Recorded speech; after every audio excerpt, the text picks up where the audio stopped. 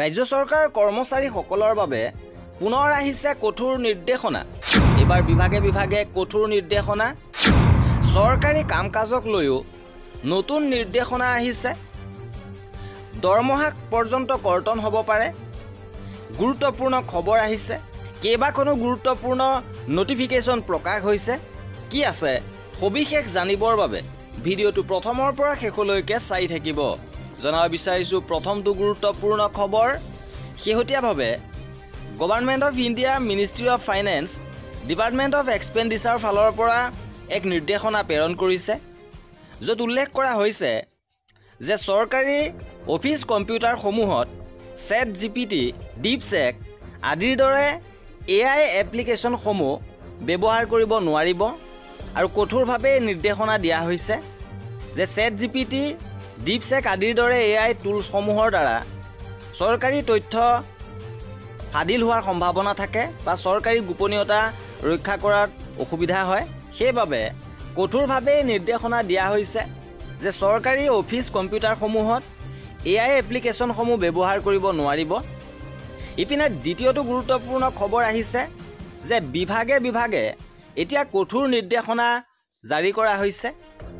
ইতিমধ্যে মাননীয় মুখ্যমন্ত্ৰী মহোদয়ে জনাইছিলে যে এটেচমেণ্টত থকা কৰ্মচাৰীসকলক ডিএটেচ কৰা হ'ব আৰু ইয়াকে লৈ এতিয়া বিভাগে বিভাগে নিৰ্দেশনা প্ৰেৰণ কৰিছে। শেহতীয়াভাৱে সাধাৰণ প্ৰশাসন বিভাগৰ পৰাও জনাইছিলে যে withdrawal of attachment of grade 3 and grade 4 employees in view of implementation of mutual transfer policy. Mutual transfer policy ৰূপায়ণৰ বাবে গ্ৰেড 3 গ্ৰেড 4 এটেচমেণ্টসমূহ উইথড্ৰুৱেল কৰিবৰ বাবেও কোৱা হৈছিল। লগতে পুনৰ গুৰুত্বপূৰ্ণ নিৰ্দেশনা আহিছিল যে ছিনিয়ৰ মোষ্ট ছেক্ৰেটাৰিজসকলৰ বাবে ইয়াত উল্লেখ কৰিছিলে যে এটেচমেণ্টত থকা কৰ্মচাৰীসকলক ডিএটেচ কৰিব লাগে আৰু এসপ্তাহৰ সময়সীমা বান্ধি দিছিল।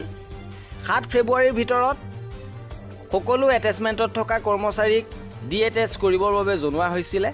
অন্যথা দৰমহা পৰ্যন্ত বন্ধ কৰি ৰখাৰ বাবে নিৰ্দেশনা দিছে আৰু জিলা আয়ুক্তসকলক এই দায়িত্ব দিয়া হৈছে যে যিসকল বিষয়া বা কৰ্মচাৰীয়ে বেআইনীভাৱে অন্য অফিচত এটেচমেণ্ট লৈ আছে তেওঁলোকৰ দৰমহাসমূহ বন্ধ কৰিবৰ বাবে নিৰ্দেশনা দিয়া হৈছে।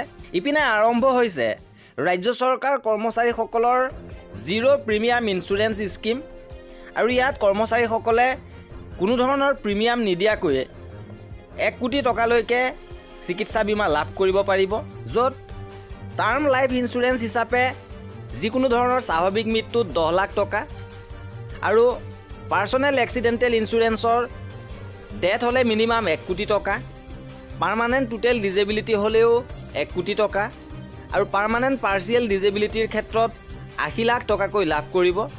আৰু এই আছিল আজিৰ ভিডিঅ'টোত।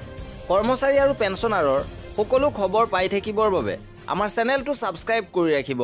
ভিডিঅ'টো শেষৰলৈকে চোৱাৰ বাবে বহুত ধন্যবাদ।